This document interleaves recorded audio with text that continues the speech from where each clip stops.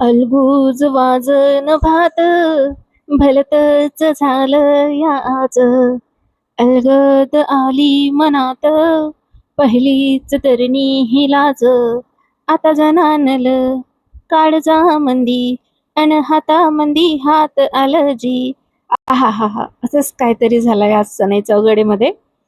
आज जय आणि शरू मधली प्रेमळ नोकझोक आपल्याला पाहायला मिळणार आहे। तर चक्क जय शरूच्या कमरेला पकडणार आहे। नक्की काय झालंय चला बघूया सनई चौघडेची पूर्ण अपडेट। जय आणि शरू लादी पाव आणायला सोबत जाणार आहेत आणि तेही एका लोकल दुकानात। तिथे शरू 45 रुपयाची लादी पाव घेते, ती पैसे द्यायला जाते तर लगेच जय 500 रुपयांची नोट काढून दुकानदाराला देतो। दुकानदार म्हणतो माझ्याकडे सुट्टे नाहीत, तुम्ही ऑनलाईन करा। यावरून जय आणि दुकानदारामध्ये थोडी बाचाबाची होते। शरू जयला म्हणते तू आमचा पाहुणा आहेस ना, तुला कोणी सांगितलं पैसे द्यायला, थांब मी देते। आणि शरू दुकानदाराला पैसे देते। त्यानंतर ते दोघं तिथून निघून जातात। दोघं पायी चालत असतात। शरू जयला विचारते तू शॉपिंग वगैरे करायला जात असशील ना, मॉलमध्ये जात असशील, आणि तू लास्ट टाइम शॉपिंग करायला कधी गेला होतास? पण इथे ना आम्ही वस्तू बघितल्याशिवाय घेत नाही, आणि हे छोटे छोटे दुकानदार आहेत ना, त्यांच्या वह्यामध्ये आमचा हिशोब असतो आणि यातच खरा विश्वास असतो। माझी आई तर अजिबात वस्तू स्वतः बघितल्याशिवाय घेत नाही। जय म्हणतो चल लवकर, पाऊस पडतोय तुमच्याकडे। त्यावर शरू म्हणते पावसाच्या दिवसात पाऊसच पडणार ना की बर्फ पडेल? दोघं रस्ता क्रॉस करत असतात, मध्ये एक खड्डा येतो। जय उडी मारून दुसऱ्या बाजूला जातो, पण शरू मात्र तिथेच अडकते। जय तिला म्हणतो चल लवकर। शरू म्हणते माझी चप्पल खराब होईल। मग जय म्हणतो चप्पल हातात घे आणि उडी मार। त्यावर शरू म्हणते पाय खराब होतील।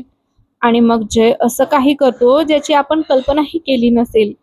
जय चक्क शरूच्या कमरेला पकडून तिला दुसऱ्या बाजूला ठेवतो। शरू लाजते आणि पुन्हा ते दोघं पुढे निघतात। शरू खूप वेगाने चालत असते। जय तिला म्हणतो हळूहळू चल, नाहीतर पडशील आणि पावही पाडशील।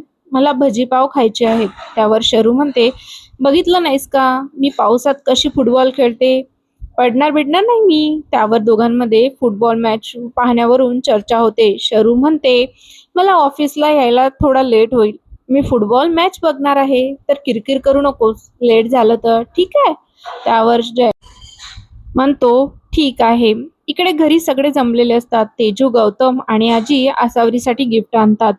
नातं पक्क करायला आलेली असतात, त्यामुळे गिफ्टही आणलेलं असतं।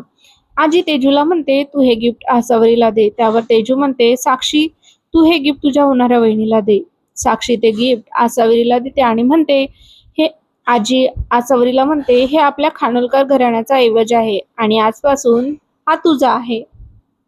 तिथे समायरा देखील असते। हे सगळं पाहून समायराला खूप राग येतो। ती मनात म्हणते सुनबाई सुनबाई वगैरे माय फूड, गौतम माझा आहे आणि आसावरीने तो माझ्यापासून हिसकावून घेतलाय।